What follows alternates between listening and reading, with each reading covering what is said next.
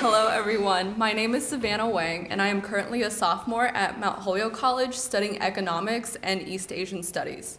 Today, I'll be speaking about my summer experience when I participated in Mount Holyoke's intensive Chinese language program at Beijing Daxue, or Peking University.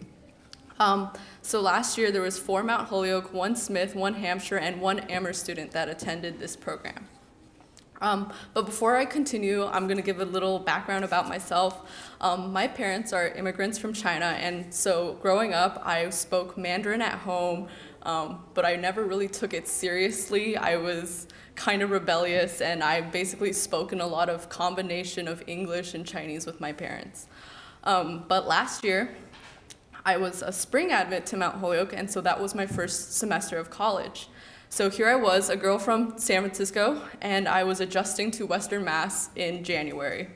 There were only 3 things I was sure about. Winter was never going to end, I was probably going to major in econ, and I was just going to take Chinese to fulfill a language requirement.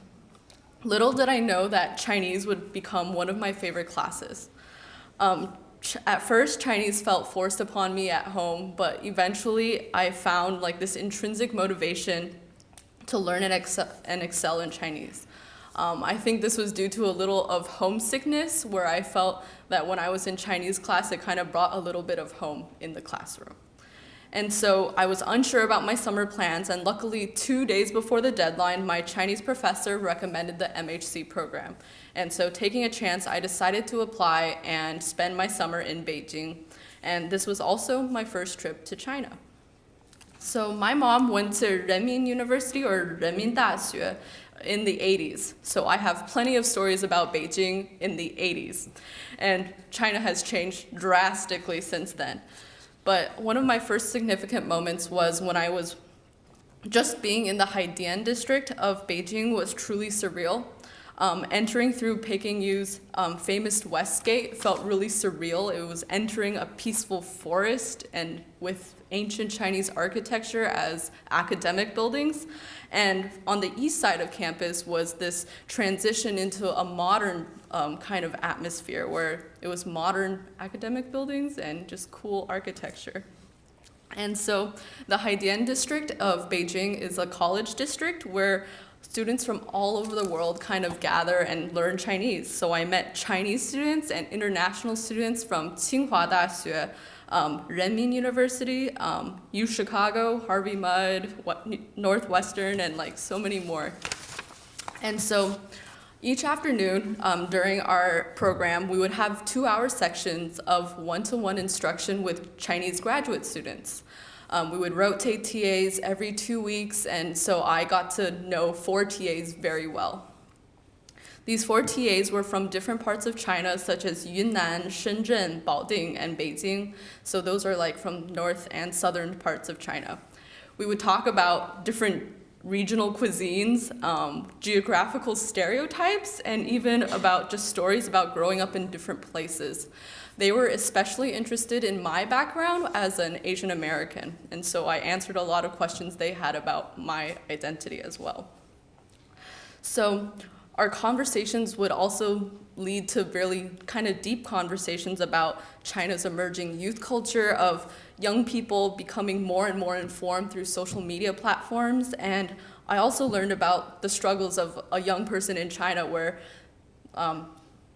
basically the Chinese job market for college graduates. And so I became more empathetic to the issues in China and developed great friendships that I still keep in touch with today. So my second significant moment was actually after the program. So I visited my grandparents in Zhengzhou, which is in the Henan province, and my grandmother loves to read Chinese newspapers and poetry in the afternoon. So kind of it was just a very quiet day, but I decided to sit down and spend time with her. I hadn't seen her in 8 years, so that was amazing. But so she wanted to test me and see if my Chinese actually improved or not. So she was like, sit down, read this aloud. And so I took the newspaper and I started reading it. And surprisingly enough, I wasn't tripping over my words, and I actually was fluently reading this Chinese newspaper. And so after I stopped, she was in awe, and she didn't say anything, but she teared up. And I think to her, my fluency meant that I could finally understand her and our culture. And I still have so much to learn, but that moment meant the world to me.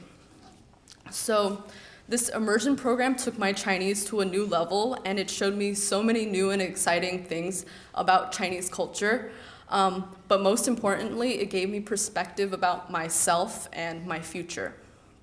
So not to sound cliche, but I felt very lost last year, and I really had no idea where I was really going. But I realized I get excited when I talk about China, and I get excited when I talk about East Asian relations and the political and economic side of East Asia.